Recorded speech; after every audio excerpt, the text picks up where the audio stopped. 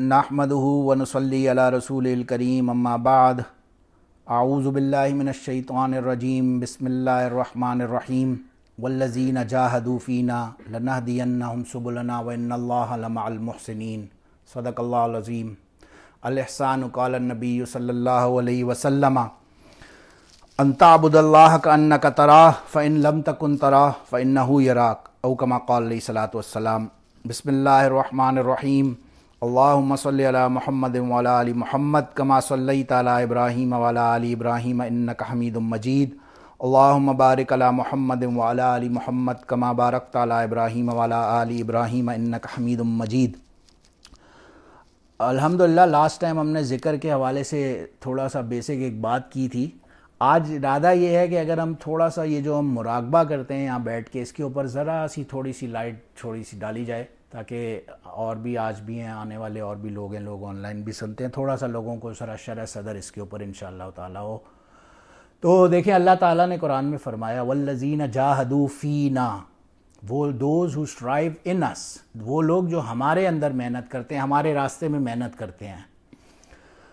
लनहदियन्नहुम सुबुलना, most surely एक लाम आता है और फिर नून आता है। ये दोनों चीज़ें जो है ना एम्फसिस के लिए अरबी ज़बान में आते हैं कि ज़रूर ब ज़रूर, मोस्ट शोरली लनहदियन्नहुम, हमें ज़रूर इन्हें हिदायत का रास्ता दिखाएंगे। इन्नल्लाह लमअल मुहसिनीन, बेशक अल्लाह ताला मुहसिनीन के साथ है, यहाँ फरमाया। ठीक है, लफ्ज़ क्या है? मुहसिनीन। ये अल्लाह ताला किन के साथ है? मुहसिनीन के साथ, एहसान करने वालों के साथ। एक उर्दू ज़बान में एहसान होता है। उर्दू ज़बान में एहसान का मतलब क्या होता है? किसी को फेवर करना, किसी पे एहसान जताना, किसी को कोई बेनिफिट देना विदाउट एनी उसके।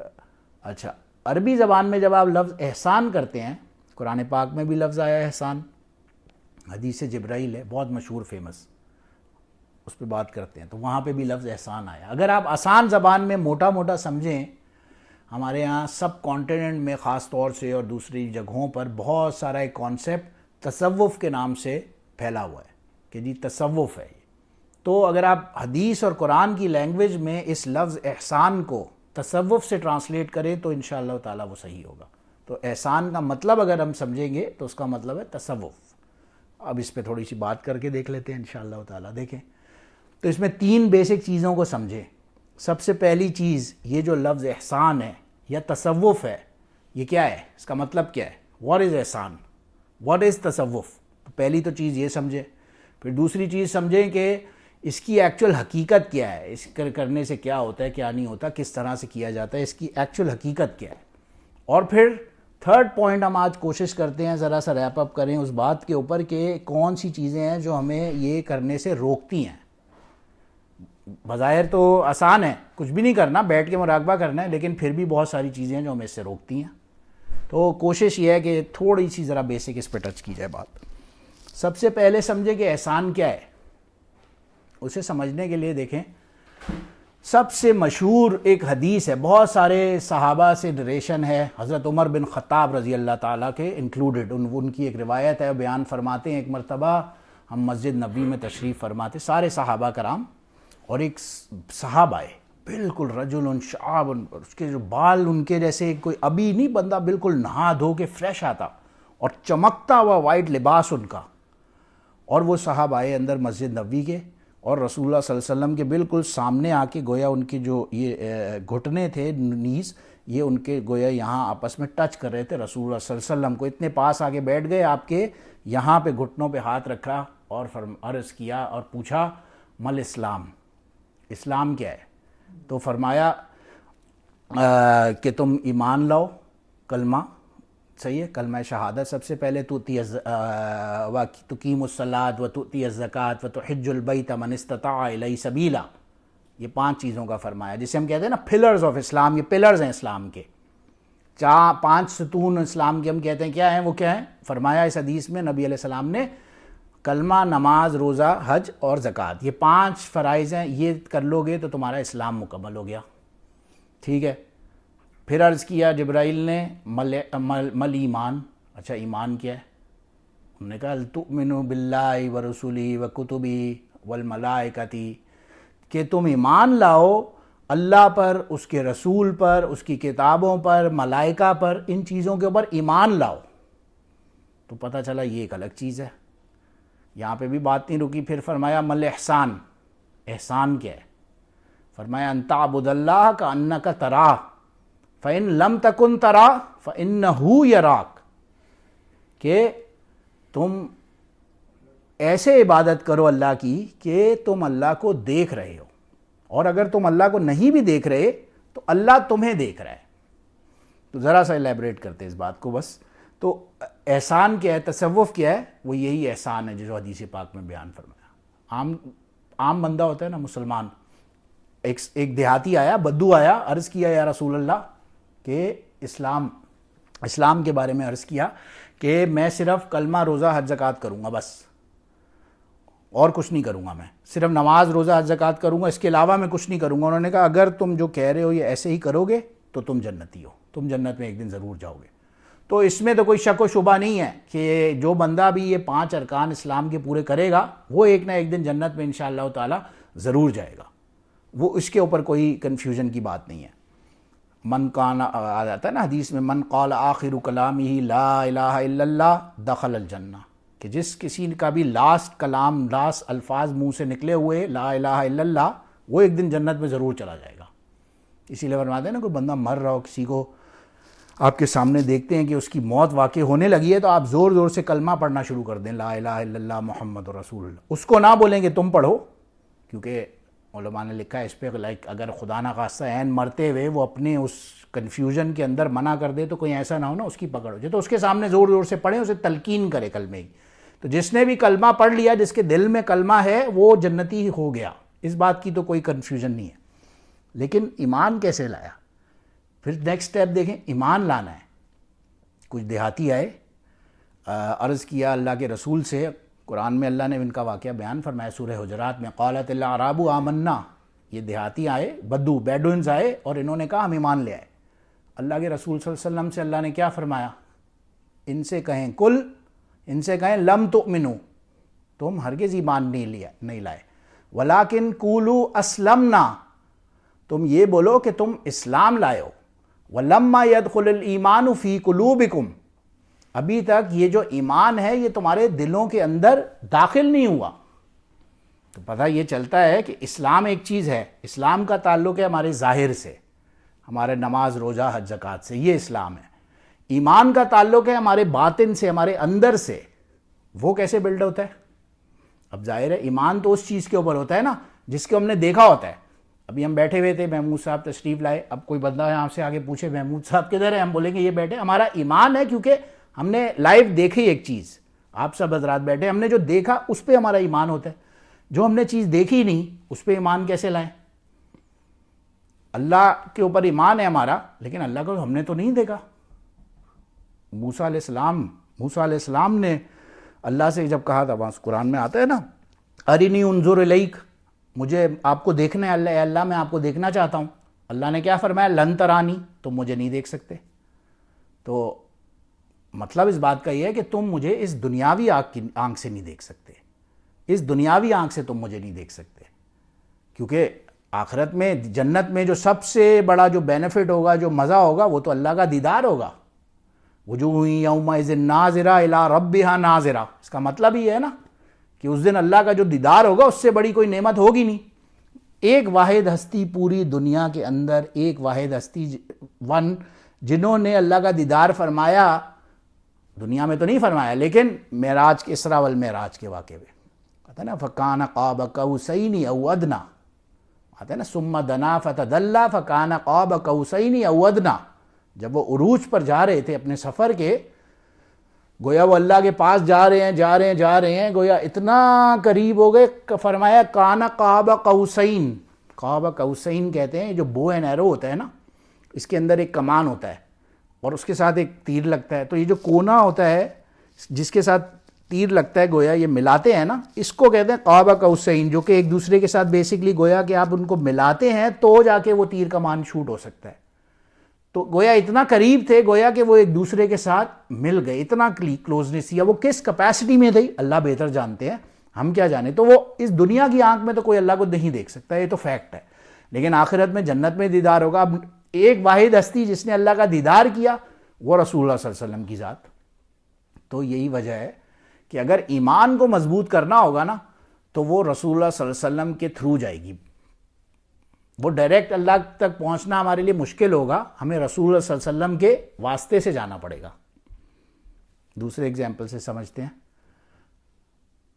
وہ قرآن پاک میں آتا ہے نا, لو انزلنا ھذا القرآن علی جبل لرأیتہ, اگر ہم اس قرآن کو ایک پہاڑ کے اوپر نازل کر جاتے, جبل کہتے ہیں پہاڑ کو, ہم ایک ماؤنٹین پہ اگر اس پہاڑ کو نازل کر جاتے, لرأیتہ, تو تم کیا دیکھتے, خاشعا متصدعا من خشیت اللہ, یہ پہاڑ گر کے ریزہ ریزہ ہو جاتا اللہ کے ڈر اور خوف سے. یہ اتنی ہیوی کتاب ہے, اتنی ہیوی کتاب ہے, یہ اتنی پاورفل کتاب ہے. ہم لوگ روز قرآن پڑھتے ہیں, ہمارے دلوں پہ کوئی اثر ہی نہیں ہوتا. مزے کی بات یہ ہے. اب یہ اللہ کے نبی صلی اللہ علیہ وسلم کا ہم پر احسان ہے. قرآن جو ہے نا یہ ایک جلالی کلام ہے, یہ کوئی عام کلام نہیں ہے, یہ تو اللہ کا کلام ان اٹ سیلف ہے, یہ کوئی تخلیق نہیں ہے. اس کے بارے میں علماء نے لکھا ہے قرآن دنیا کی واحد چیز ہے جو کہ کوئی تخلیق اسے نہیں کہتا, کہ یہ خود ایک ان اٹ سیلف خالق کے الفاظ ہیں, تو گویا یہ کو تو کوئی بنا ہی نہیں سکتا. تو اس سے پاورفل چیز تو کوئی ہو نہیں سکتی دنیا میں. پہاڑ پہ نازل ہوتی, ریزہ ریزہ ہو جاتا. آپ روایات میں پڑھتے ہیں نبی علیہ السلام کے اوپر جب وحی نازل ہوتی تھی, امی عائشہ رضی اللہ عنہا کی ایک حدیث آتی ہے نا کہ آپ نے اپنا سر مبارک ان کے لیپس پہ رکھا ہوا تھا, اور جب وحی آئی تو گویا آپ کی پوری باڈی ان کے اوپر اتنی زور سے پش کیا انہیں ایسے لگا, وہ فرماتی ہیں کہ جیسے کہ گویا میں زمین کے اندر دھس جاؤں گی. اتنی زور سے پاورفل فیل ہوتے تھے جب وحی آتی تھی. گھوڑے, کبھی اونٹ پہ ایک سفر تھے, صحابی فرماتے ہیں اگر اونٹ کے اوپر تشریف فرما ہے اور وحی آتی تھی تو وہ اونٹ اس زور کے اس پاور سے کھڑا نہیں ہو پاتا تھا, وہ زمین پہ یوں فوراً گر کے بیٹھ جاتا تھا. اتنی پاورفل کہ کلام ہوتا تھا وہ, اس کی ایک اپنی پاور. تو سوچیں نا اگر ہمارے اوپر ہمارے سامنے ایسی قرآن آ جاتا تو ہمارا کیا حال ہوتا. تو اللہ پاک صلی اللہ علیہ وسلم نزل علی قلبک, وہ نبی علیہ السلام کے قلب مبارک پر اتارا. نبی علیہ السلام نے یہ جو سارا اس کا جو پریشر تھا نا, جو اس کی ساری جو وہ تھی, وہ پہلے اپنے قلب مبارک پر برداشت کی لی, اور پھر ہمیں بالکل ہاتھ میں حلوہ میں پلیٹ میں رکھ کے سمجھے کہ قرآن پاک عطا فرما دیا کہ یہ پڑھ لو بھائی. ہم اس بات کو سمجھتے ہی نہیں ہیں. تو آپ دیکھیں قرآن جو ہے ایک جلالی کلام ہے, اور اسی طرح حدیث جو ہے یہ ایک جمالی کلام ہے. اس کے بارے میں علماء نے لکھا ہے. آپ کبھی, ہم مدرسے وغیرہ میں ہوتے تھے, آپ کبھی جائیں دیکھیں گے جو قرآن پڑھانے والے قاری ہوتے ہیں نا, وہ ہمیشہ ایک جلال میں ہوتے ہیں. ایک نارمل مشاہدہ ہے, دیکھا گیا ہے میں نے تو ایٹ لیسٹ انڈرسٹینڈ کیا. آپ کبھی بھی جائیں گے نا, جو حفظ کے قاری ہوں گے, بڑھا رہے ہیں پورا دن, وہ قرآن سن رہے ہیں, سنا رہے ہیں, سن رہے ہیں, سنا رہے ہیں, تو ان کا گویا ایک آپ نوٹ کرتے ہیں کہ ان کا جو مزاج ہے وہ تھوڑا سا لاؤڈ ہو جاتا ہے, کیونکہ وہ اثرات ہوتے ہیں نا ہر چیز کے. اور جو حدیث کا استاد ہوتا ہے, کبھی آپ اس سے ملیں, کسی شیخ الحدیث سے ملیں, اس سے زیادہ پولائٹ کوئی دنیا میں نہیں ہوگا. کیونکہ جو انسان حدیث پڑھے گا اس سے زیادہ پولائٹنس کسی دنیا میں کسی دوسری چیز سے آ ہی نہیں سکتی. تو یہ جو ایمان ہے نا, اگر ایمان کو مضبوط کرنا ہے تو اس کے لیے کیا آنسر ہوگا کہ ہمیں رسول اللہ صلی اللہ علیہ وسلم کی سنت پہ عمل کرنا پڑے گا. رسول اللہ صلی اللہ علیہ وسلم کی جو کام کرنے کے ہیں, جو انہوں نے فرمایا کرو, جو فرمایا نہ کرو, اور جو آرڈرز نہیں بھی دیے لیکن اس محبت میں, اس لو فار دا پروفٹ صلی اللہ علیہ وسلم, جب وہ کریں گے تو آٹومیٹکلی ایمان بندے کا بلڈ ہوگا. نماز روزہ زکوٰۃ سے ٹھیک ہے انشاءاللہ وہ تو چلتا رہے گا, لیکن ایمان کو مضبوط کرنے کے لیے اسلام آ گیا. ہم سب یہاں الحمدللہ مسلمان تو ویسے ہی بیٹھے ہیں. نیکسٹ لیول پہ جانا ہے, اپنے ایمان کو مضبوط کرنا ہے, تو اپنی زندگیوں میں, اپنی لائفز میں, اپنی پرسنالٹیز کے اندر ہمیں سنت کو ڈالنا پڑے گا, تب جا کے ہمارا ایمان مضبوط ہوگا انشاءاللہ تعالی. اللہ پاک ہم سب کو توفیق عطا فرمائے. اب فائنلی لاسٹ چیز کو اگر سمجھیں, پہلی چیز ہم نے دیکھا کہ ہم نے بولا کہ احسان ہے کیا, تو احسان کا سمپل ورڈز میں ٹرانسلیشن ترجمہ کیا تھا, تصوف, دیٹس اٹ, یہ احسان ہے. دوسری چیز ہم نے بتایا کہ اچھا بھئی اس کو کرنے کا طریقہ کیا ہے, تو اب اس کو سمجھانے کے لیے بات ہم کر رہے ہیں کہ نبی علیہ السلام کی سنت پر عمل کرنے سے ایمان مضبوط ہوگا. اب وہ ایمان بھی مضبوط ہوتا رہے گا. پھر ایک سٹیج آتی ہے انسان کی, اب وہ بھی اتنا اس کے اندر رچ بس گیا, اب گویا کہ اسے بالکل ایک نیکسٹ لیول پہ پہنچنے کی ضرورت ہے، اس سے بھی اوپر. وہ کیا ہے؟ الاحسان. ایمان کے بعد الاحسان. اور وہ کیا ہے؟ ان تعبد اللہ کأنک تراہ، کہ آپ بیٹھے ہو اس کیپیسٹی میں اللہ کی عبادت کر رہے ہو کہ آپ اللہ کو دیکھ رہے ہو. اور اگر آپ نہیں بھی دیکھ رہے تو ایٹ آل ٹائمز ہمیں یہ دھیان ہو کہ اللہ ہمیں ضرور دیکھ رہا ہے. یہ احسان ہے بیسکلی عام لفظوں میں. تھوڑا سا اور سمجھتے ہیں اس بات کو کہ ہم اللہ کو دیکھ تو نہیں سکتے، لیکن عام زبان کو ایسے سمجھیں، ہماری آنکھیں ہیں نا، ہمارا ایک ویژن ہے. اس ویژن جو سائٹ ہے نا، اس کی ایک سرٹن لمٹ ہے. اگر میں ابھی باہر کھڑا ہو جاؤں ایک اوپن لینڈ میں تو ایک سرٹن پوائنٹ تک تو میری نظر جائے گی، اس کے بعد میں بولوں گا یہ ہورائزن ہے، یہ شاید اینڈ ہے، جبکہ وہ اینڈ ہوگا نہیں. وہاں سے ہزاروں کلومیٹر اور دور تک دنیا تو جا رہی ہے، لیکن ہماری آئی سائٹ کا ایک سرٹن ویژن ہے. لیکن اگر آپ آئی سائٹ بند کر لیں، آنکھیں بند کر لے کوئی انسان، اس کی وہ جو جغرافیکل کیپیسٹی ہے، جو اس کی لمٹ ہے، وہ ختم ہو جاتی ہے. آنکھیں بند کر لی تو بس گویا کہ کوئی آپ کی جغرافیکل باؤنڈری ہی نہیں ہے انسان کی. تو مراقبہ ان سیلف کرنے کا مقصد ہی ہے. مراقبہ آنکھیں بند کیا، آپ آنکھیں بند کر کے اب یہ زوم کر لیں میں مکہ میں بیٹھا ہوں، کوئی فرق نہیں پڑتا، آپ خانہ کعبہ کے سامنے بیٹھے ہو آنکھیں بند کر کے. تو اٹ از آل اباؤٹ اپنے مائنڈ کو کنٹرول کرنا اور اس مائنڈ کو ایک سرٹن مائنڈ سیٹ کو صحیح طرح سے شریعت کے مطابق ڈھالنا اور اللہ کے پاس قریب پہنچنا. اصل تو ٹارگیٹ وہ ہے. ابھی اسی ویکینڈ پہ میں کہیں تھا، وہاں کسی کیا، تو ان کا بچہ جو ہے نا، اس سے سائیکولوجیکل ایشوز تھے، کچھ انگزائٹی ڈس آرڈرز، ایٹنگ ڈس آرڈرز اور ایٹسیٹرا ایٹسیٹرا. تو اب الحمدللہ اللہ کا شکر ہے صحیح ہے، بچہ صحیح ہے. لیکن بہرحال تو وہ مین پرابلم کیا تھا کہ اس بچے کو انگزائٹی ہوتی تھی، ذرا سی پریشانی ہونا انگزائٹی اسٹارٹ ہو گئی. تو ہی اسٹارٹڈ ٹیکنگ تھیراپی. وہ تھیراپی کے اندر جو تھیراپسٹ ہیں انہوں نے کہا کہ آپ کو ایک کلرنگ بک دی میڈیٹیشن کے حوالے سے اور مائنڈ فلنس کے حوالے سے، ایک کلرنگ بک تھی. تو بیسکلی یہ بات اسٹارٹ ایسے ہوئی. وہ بک میں نے پڑھی ہوئی دیکھی ان کے ٹیبل پہ، تو میں نے کہا یار یہ بک کیا ہے. اینی ویز اسے کھول کے دیکھا تو بیسکلی تو پورا کچھ ہے، لیکن اس کے اندر کرکس جو تھا اس بک کے اندر وہ صرف یہ تھا مائنڈ فلنس. انسان کو اگر اپنی زندگی میں سکون چاہیے، کوئی دین کی شریعت کی کتاب کی بات نہیں کر رہا، ادھر کینیڈا میں ایک تھیراپسٹ کی ریکمینڈڈ بک کے اندر جو لکھا تھا وہ عرض کر رہا ہوں. تو وہ اس میں یہ لکھا تھا کہ ان سب پریشانیوں کا، ٹینشن کا اور اس کا جو حل ہے وہ کیا ہے؟ مائنڈ فلنس. اور مائنڈ فلنس کا مطلب کیا اس میں لکھا تھا جب میں نے پڑھا؟ It is all about concentration. اپنے جو مائنڈ ہے اس کو اٹینشن کو ایک جگہ فوکس کرنا. یہ جو پریکٹس ہے اس کو کہتے ہیں مائنڈ فلنس. اب اس کتاب میں کیا لکھا ہوا تھا کہ مائنڈ فلنس کے لیے آپ کیا کریں؟ آپ ایک کونے پہ بیٹھ جائیں، صرف اپنے اندر کانسنٹریٹ کریں. 5-10 منٹ سے سٹارٹ کریں، 15 منٹ، 20 منٹ اور 45 منٹس اپ ٹو ایکسٹینڈ کریں. ایک کونے پہ بیٹھ جائیں اور صرف آپ بریتھ کریں اور اپنے مائنڈ کو فوکس کر کے ایک جگہ کانسنٹریٹ کرنے کی کوشش کریں. That is mind فلنس. اور وہ ایک تھیراپسٹ ریکمینڈ کر رہا ہے بچے کو اپنی ساری پریشانیاں، وری، اسکول کی ٹینشن، وہ سب ہٹانے کے لیے، نکالنے کے لیے تھیراپسٹ وہ بک ریکمینڈ کر رہا ہے جس میں یہ لکھا ہوا ہے. اور ہمیں اللہ نے سامنے مراقبے کی شکل میں، ذکر کی شکل میں وہ دیا، ہم اس سے دور بھاگ رہے ہیں. کیوں بھاگ رہے ہیں دور؟ اس کا کوئی نہ کوئی ریزنز ہوں گے، ظاہر ہے، آف کورس. دوسری چیز اس میں کیا لکھی تھی؟ اب دوسری چیز مزے کی زیادہ لگی کہ میں نے کبھی اس حوالے سے، اس اینگل سے اس بات کو نہیں سوچا. وہ کہتا ہے اصل میں پرابلم یہ ہے کہ ہر انسان جو ہے نا، ہر انسان ایٹ آل ٹائمز کچھ نہ کچھ سوچ رہا ہے. We are aware of a lot of things, we are just not aware that we are aware of it. بہت ساری چیزیں ہمارے دماغ میں گھوم رہی ہوتی ہیں، ہم اویئر ہوتے ہیں اس سے، لیکن ہمارے اپنے مائنڈ کو یہ اویئرنیس نہیں ہے کہ ہم اس چیز پہ اویئر ہیں. ایگزامپل کیا لکھی ہوئی تھی اسی میں؟ مثال کے طور پہ آپ ایک ریسٹورینٹ جاتے ہیں نا، کھانا کھاتے ہیں، ریسٹورینٹ میں ایک مینیو کھولتے ہیں. اب مینیو کے اوپر جو آئٹمز لکھے ہوئے ہیں اور جو تصاویر، جو فوٹوز، پکچرز بنی ہوئی ہیں، وہ ان اٹ سیلف وہ کھانا نہیں ہے، وہ صرف مینیو ہے.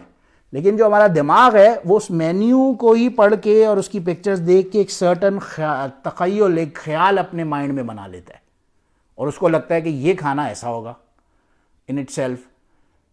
یا کئی سفر پہ جا رہے ہیں، ایک میپ ہاتھ میں ہے، جو میپ ہوتا ہے گوگل، کوئی بھی گلوب ہے، کچھ بھی ہے، اس کے اندر وہ جس سفر پہ جا رہا ہے، جس راستے پہ جا رہا ہے، وہ میپ کو، جس میپ کو دیکھ کے وہ جا رہا ہے، وہ میپ ان اٹ سیلف اس کا وہ سفر نہیں ہے، اس کا وہ جرنی نہیں ہے.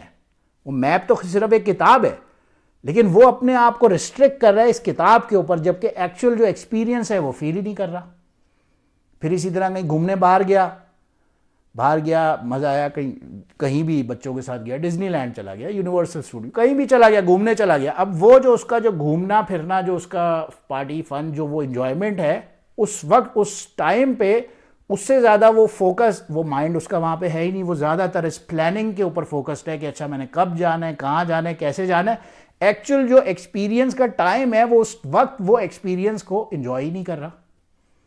اور آج کل تو وتھ سوشل میڈیا بمبارڈمنٹ اور اسمارٹ فونز، جگہ جگہ صرف فوٹوز، ویڈیوز، ریلز، اور سارا ہماری تو پوری جنریشن کا کانسیپٹ ہی صرف اس کے اوپر آگے سٹک رہ گیا. تو وہ تو ایک لیول اور آگے کی بات ہے. تو اٹ از آل اباؤٹ وہ جو ایکسپیرینس ہے. وی آر اویئر کہ یہ ایک ایکسپیرینس ہم کر رہے ہیں، مگر ہم اس ایکسپیرینس کی جب کر رہے ہیں ہم اسے انجوائے نہیں کر رہے. ہم تو اسی سوچ میں لگے ہوئے ہیں کیا ہو رہا ہے، اور واپس آگے بھی ہم بہرحال اللہ سمجھنے کی توفیق عطا فرمائے. تو یہ مائنڈ فلنس ہے، یہ جو مراقبہ ہے جس کو ہم احسان کہہ رہے ہیں، تصوف کہہ رہے ہیں، اس کا ٹوٹل مقصد اپنی کانسنٹریشن کو امپروو کرنا ہے، اپنی ڈائمینشنس کو امپروو کرنا ہے. بہت ساری چیزیں اس سے روکتی ہیں ہمیں. عام طور سے دیکھیں، ایک تو وہ ہے نا جو بندہ دین سے، دو قسم کے لوگ ہوتے ہیں نا. ایک جو دین سے ویسے ہی دور ہے، جو آ کے جسے اللہ پاک توفیق عطا فرمائے وہ آپ کو ویسے ہی نظر ہی نہیں آ رہا مسجد میں، مدرسے میں، کہیں کسی عالم کے پاس، کسی اللہ والے کے پاس، تو وہ تو ایک الگ کیٹیگری ہے. اس کے پاس تو اس کی بات ہم کیا کریں، اس کا رونا ہم لوگ کیا روئیں. ہم تو اس کی بات کر رہے ہیں جو دین پہ ہے، شریعت پہ ہے، جو اللہ کو ماننے والا، نمازی، روزے دار، حج، زکوٰۃ، سارے ارکان پورے کرنے والا، وہ اللہ کے ذکر سے دور ہے. حدیث میں اس کا آنسر ہے. فرمایا رسول اللہ صلی اللہ علیہ وسلم نے، نعمتان مغبون فیہما کثیر من الناس الصحۃ والفراغ، او کما قال علیہ الصلوۃ والسلام. دو چیزیں ایسی ہیں جن کے بارے میں میجورٹی آف مین کائنڈ، جو زیادہ تر لوگ ہیں نا اس دنیا میں، وہ غفلت میں پڑے ہوئے ہیں، اگنورنس میں ہیں، انہیں پتہ ہی نہیں ہے کیا ہو رہا ہے. کہنے کو ہم 1.5 ارب مسلمان ہیں، اور دنیا کی اگر آپ حالت دیکھیں، کوئی کہہ سکتا ہے میجورٹی میں ہے اس دنیا میں؟ ہر جگہ سے مار پڑ رہی ہے، کوئی نہیں کہہ سکتا. کیونکہ مین چیز کیا ہے، وہ غفلت میں پڑے ہوئے ہیں. اور کام تو سارے کر رہے ہیں، نماز، روزہ، حج، زکوٰۃ تو کر رہے ہیں، مگر اس سے اوپر جانے کے اللہ توفیق عطا فرمائے وہ جا نہیں پا رہے. کیونکہ وہ دو چیزیں اسے روکتی ہیں خاص طور سے. ایک اس کا وقت، فرمایا رسول اللہ صلی اللہ علیہ وسلم نے، اور ایک اس کی اپنی صحت. وہ سوچتا ہے یار ابھی تو میں فزیکلی فٹ ہوں، میں تو بالکل ابھی مجھے تو کوئی مسئلہ ہی نہیں ہے، میں انشاءاللہ تھوڑے دن کے اندر اور یہ سٹارٹ کر دوں گا، چاہے وہ ذکر ہو، چاہے کوئی بھی اللہ کے راستے میں نکلنا ہو، جو بھی اس نے کرنا ہو. لیکن اس کی صحت کا اس کا بہانہ اسے روک کے رکھتا ہے کہ یار میں تو بالکل ہیلدی ہوں، مجھے تو کوئی پرابلم نہیں ہے، کل کروں گا، کل کروں گا، کل کروں گا. ایک وقت آئے گا کہ اس کے پاس وہ صحت ہی نہیں رہے گی. خدا نخواستہ کوئی ہارٹ کا مریض، کوئی بلڈ پریشر، شوگر، کوئی ڈائبیٹک، کوئی کینسر، اللہ بچائے سب کو. ہم تو دیکھ رہے ہیں اپنے سامنے، اپنے سے تھوڑے سے بڑے لوگوں کو ہے جو کچھ سرٹن جنریشن کے، ان کے ساتھ تو یہی بیماریاں ساری چل رہی ہوں گی. اور دوسرا فرمایا ہمیں جو چیز روکتی ہے وہ ہمارا ٹائم ہے. ہمیں لگ رہا ہوتا ہے کہ یار ابھی تو بہت ٹائم پڑا ہوا ہے، آج نہیں ہے نا، کل کر لیں گے، پرسوں کر لیں گے. فالتو میں بیٹھ کے ٹائم ضائع کر رہے ہوں گے. ایک جگہ پہ بیٹھتے ہیں، وہاں پہ کراچی میں لاسٹ ٹائم تھا تو میں نے ریلائز کیا وہ پالیٹکس پہلے چل رہی ہے. پہلے وہ ٹی وی پہ بیٹھ کے ایک ٹاک شو دیکھتے ہیں لوگ، وہ ٹاک شو میں لگے ہوئے ہیں. اچھا اس کو وہ ختم ہوا، پھر آپس میں 4 لوگ بیٹھے، اب وہ بحث کر رہے ہیں آپس میں اس ٹاک شو کے اوپر بحث. پھر یہ آپس میں کراس بحث کے بعد جب دوسری گیدرنگ میں جاتا ہے، اب اس کے اوپر سے جو انٹیک لیتا ہے وہ بحث برائے بحث شروع ہو جاتا ہے. تو یہ بحث برائے بحث ایک دوسرے کے ساتھ کاؤنٹر آرگیومنٹس، اس کے اندر ہی اتنا ٹائم نکل جاتا ہے کہ بندہ کہاں سے اللہ رسول کا نام لے صلی اللہ علیہ وسلم. ٹائم ملتا ہی نہیں ہے. وہ سروے کبھی ہم نے ایک دفعہ ذکر کیا تھا، انہوں نے سروے کیا دنیا میں 80 سال کے بوڑھے لوگوں کا، 80 ایئرز اولڈ، اور ان سے پوچھا کہ آپ یہ بتائیں کہ لائف میں 80 ایئرز اولڈ سے کہ واٹ از یور بگیسٹ وش، آپ کی سب سے بڑی خواہش کیا ہے. یہی امریکہ میں کہیں سروے تھا. تو اس میں سے واپنگ 37% لوگ کیا کہہ رہے ہیں، میری سب سے بڑی جو زندگی کی خواہش ہے نا وہ سونا ہے، کہ بس مجھے اگر میں 80 سال کا ہوں نا اور مجھے کوئی چیز ملے کہ اب جو مرضی کر لو تو میں سوتا رہوں گا. 37% لوگ کہتے ہیں ہم صرف سوتے رہیں گے. 28% لوگ کہتے ہیں کہ ہم لوگ بیٹھ کے ٹی وی پہ ری رنز دیکھتے رہیں گے. سیریز نہیں ہوتی ہیں کوئی نیٹ فلکس پہ ایٹسیٹرا, ہم بیٹھ کے صرف ری رنز دیکھیں گے. 5% لوگ کے قریب کہتے ہیں کہ ہم لوگ کسی نائٹ کلب جائیں گے, ڈانس کریں گے. رفلی 4% کے قریب کہتے ہیں کہ بھائی لڑکی ہمیں کوئی مل جائے یا ینگ, اور اسی طرح سے 3-4% کے قریب لوگ کہتے ہیں کہ پھر ہم شراب میں انٹرسٹڈ ہیں, ہم پینے پلانے میں لگ جائیں گے. اور باقی جو کچھ 3-4% بچے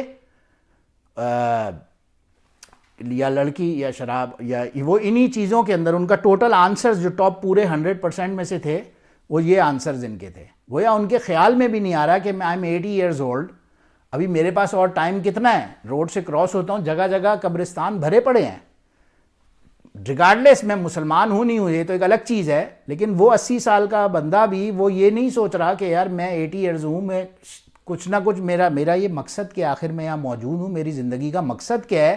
میرے سامنے گریو یارڈ ہے, میں نے اسی گریو یارڈ کے اندر جانا ہے, تو میں اس کی کم سے کم کوئی نہ کوئی جو ہے نا تیاری کر لوں.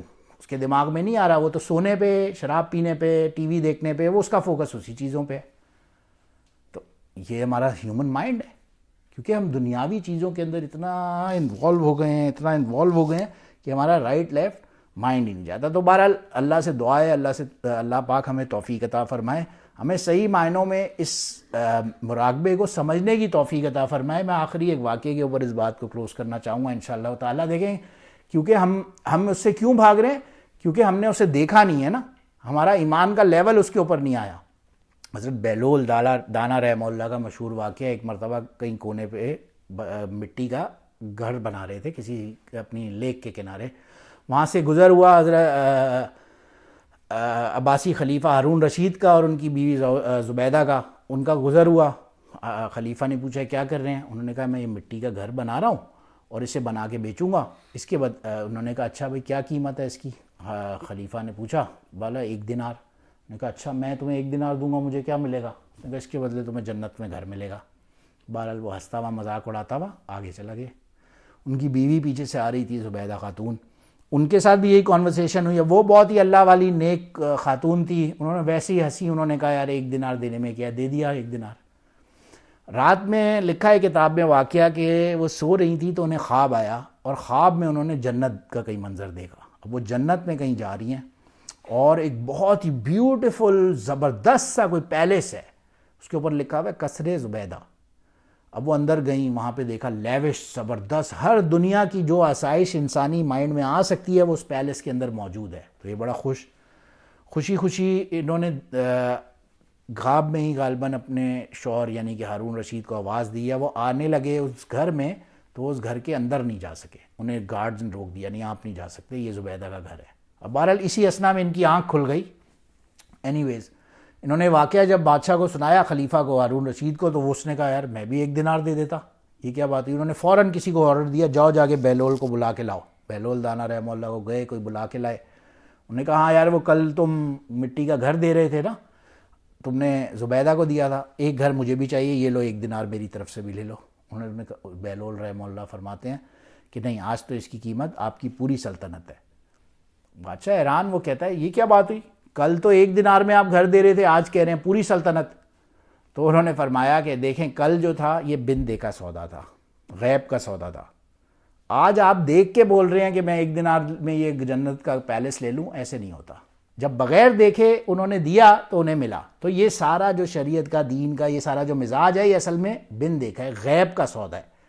ہمیں بن دیکھے اس پہ بلیو کرنا ہے اور ہم نے چلنا ہے. اور جب ہم چلیں گے اور اس راستے پہ نکلیں گے تو ہم خود بخود اپنے بہت سارے مسائل دیکھیں گے کہ کیسے اللہ کے حکم سے انشاءاللہ تعالی وہ صحیح ہونا شروع ہوتے ہیں. تو اللہ پاک ہمیں سب سے پہلے تو اسلام یعنی کہ نماز, روزہ, زکوٰۃ, اس کے اوپر صحیح پابندی عطا فرمائے. آف کورس اس کے بغیر تو کوئی سبزے چارہ ہی نہیں ہے, لیکن فردر آن اپنے ایمان کو مضبوط کرنے کی توفیق عطا فرمائے. اور ایمان مضبوط ہوگا سنت پہ عمل کرنے سے. اور پھر third and finally last but not least, ہمیں احسان کی یعنی کہ تصوف کی توفیق عطا فرمائے, ہمیں مراقبے کی توفیق عطا فرمائے. کیونکہ اصل جو اللہ کا جو قرب حاصل ہوگا, جو کلوزنس حاصل ہوگی نا ہمارے دل کو, وہ صرف اور صرف ڈائریکٹ اللہ کی یاد سے ہی ہوگی. اللہ پاک ہمیں یہ سمجھنے کی توفیق عطا فرمائے. وآخر دعوانا ان الحمد للہ رب العالمین. سبحان ربک رب العزت عما یصفون وسلام علی المرسلین والحمد للہ رب العالمین.